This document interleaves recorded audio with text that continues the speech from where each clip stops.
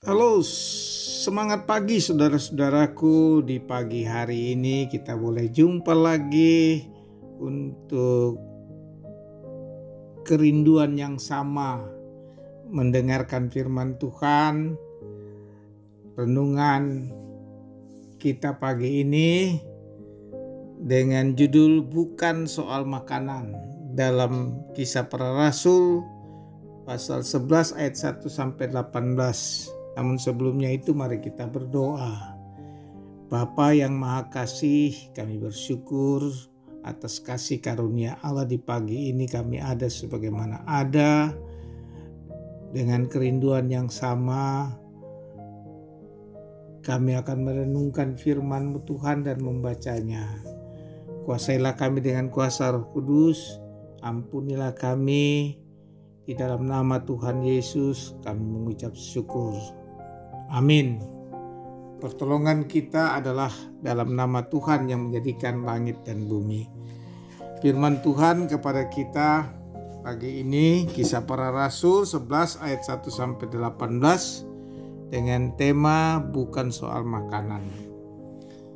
Firman Tuhan, rasul-rasul dan saudara-saudara di Yudea mendengar bahwa bangsa-bangsa lain juga menerima firman Allah.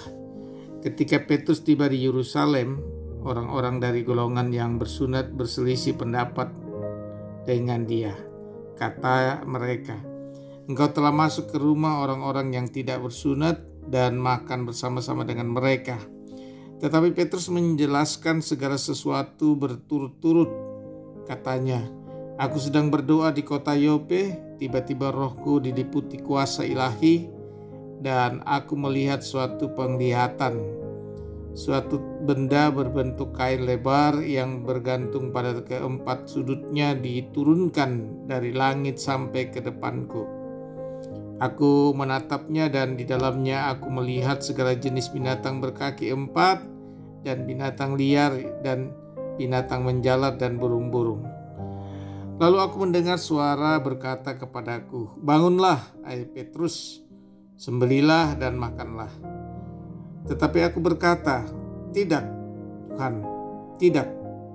Sebab belum pernah sesuatu yang haram dan yang tidak lahir dan tidak tahir masuk ke dalam mulutku.' Akan tetapi untuk kedua kalinya suara dari surga berkata kepadaku, 'Apa yang dinyatakan halal oleh Allah, tidak boleh engkau menyatakan haram.' Hal itu terjadi sampai 3 kali. Lalu suaranya ditarik, lalu semuanya ditarik kembali ke langit. Dan ketika itu juga 3 orang berdiri di depan rumah di mana kami menumpang. Mereka diutus kepadaku dari Kaisarea. Lalu kata Roh kepadaku, 'Pergi bersama mereka dengan tidak bimbang.' Dan 6 saudara ini menyertai aku.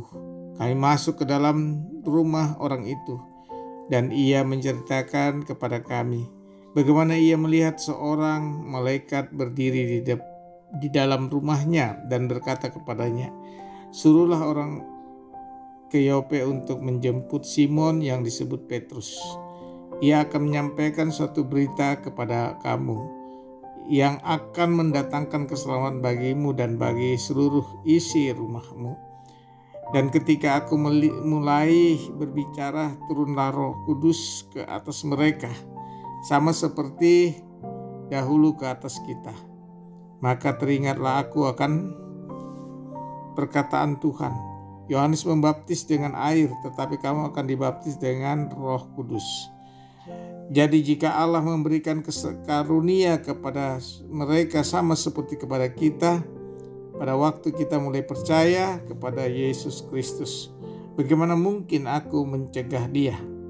Ketika mereka mendengar hal itu, mereka menjadi tenang, lalu memuliakan Allah. Katanya, "Jadi kepada bangsa-bangsa lain juga Allah mengaruniakan pertobatan yang memimpin kepada hidup." Amin. Terpujilah Kristus dan berbahagialah kita yang mendengar firman Allah dan memeliharanya. Saudara-saudara yang kekasih, semangat pagi. Bukan soal makanan. Nah, ini sering diperdebatkan bagi banyak orang tentang makanan. Dan ini juga menjadi hal yang penting bagi kita untuk kita renungkan bersama. Keselamatan di dalam Tuhan bukan soal makanan. Nah, Petrus menjelaskan bahwa dia melakukan itu karena Roh Allah yang memimpinnya. Dia menceritakan bagaimana Allah sampai 3 kali memberikan penglihatan agar meruntuhkan pemahaman haram dan yang tidak haram, ayat 5-10. Dia menceritakan bahwa Allah juga telah menampakkan diri kepada Kornelius bahwa Petrus akan menyampaikan berita keselamatan bagi seisi rumahnya. Ayat 13 dan 14. Dia menceritakan bagaimana Roh Kudus turun atas seisi rumah Kornelius ketika dia sedang mengajar. Ayat 15 dan 16, dia melakukan semua itu karena Allah telah membuka jalan. Dan Petrus memberi pemahaman bahwa Allah telah mengurniakan keselamatan kepada bangsa-bangsa. Mereka pun menjadi paham dan memuliakan Allah. Nah, saudara-saudara, keselamatan bukan soal makanan, tapi soal iman, kepercayaan kepada Allah yang sungguh-sungguh. Makanan bukanlah menyelamatkan, tetapi kita percaya yang dikatakan oleh Rasul Paulus di sini, bahwa gereja yang bertumbuh atau gereja atau orang-orang percaya yang bertumbuh adalah gereja yang berpusat kepada Kristus. Gereja yang menyehatkan adalah gereja yang seluruh dinamikanya dikendalikan oleh Kristus. Gereja yang saya maksud adalah orang-orang percaya.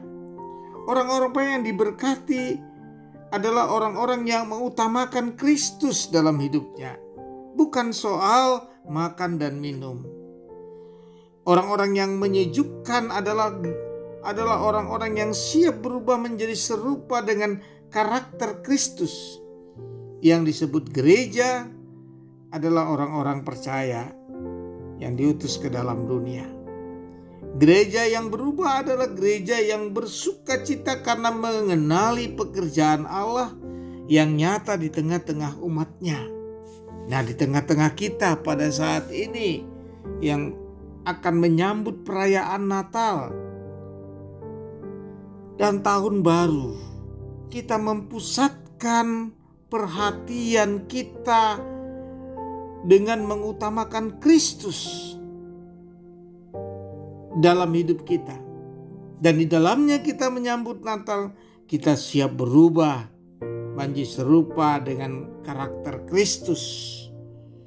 Gereja yang menyejukkan adalah gereja yang mampu memahami apa arti kekristenan yang sesungguhnya, bukan berdasarkan pada soal makan dan minum.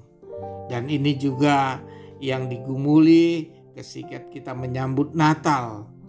Kita menggumuli bagaimana menyambut orang-orang yang datang kepada kita. Kita berpikir soal makan dan minum.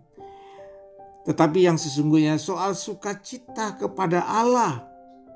Bagaimana kita berkarakter di dalam Kristus.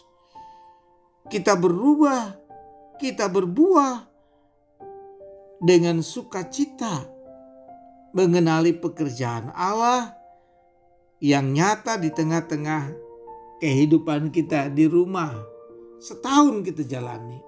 Setahun kita merenungkan bagaimana Allah telah menuntun kita pada keselamatan di dalam Kristus. Nah, sungguh penting bagi setiap orang percaya untuk terus mengutamakan Tuhan dalam perencanaan dan pengajaran dan pelayanan.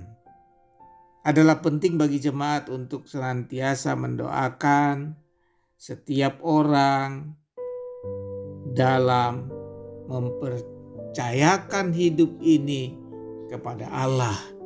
Oleh karena itu, bukan soal makanan yang terus kita pikirkan di dalam kehidupan ini, tetapi bagaimana hidup kita memahami keselamatan di dalam Kristus, agar Kristus menjadi pusat kehidupan kita. Setahun telah kita jalani, setahun pula kita bersyukur kepada Tuhan senantiasa. Mari jemaat Tuhan, semangat pagi adalah kita memahami tema kita bukan soal makanan, tetapi soal iman, soal kepercayaan, soal kesungguhan kita kepada Allah. Terpujilah Kristus Tuhan yang mengaruniakan waktu yang indah bagi kita. Tetap semangat pagi, tetap semangat dalam merayakan Natal. Amin. Mari kita berdoa. Tuhan, tolonglah kami dalam kehidupan ini.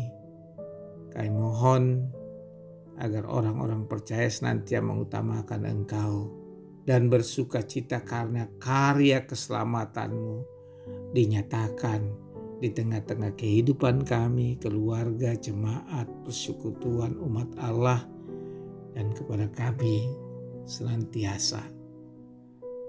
Yang susah Tuhan hiburkan, yang lalai Tuhan ingatkan dengan kuasa Roh Allah.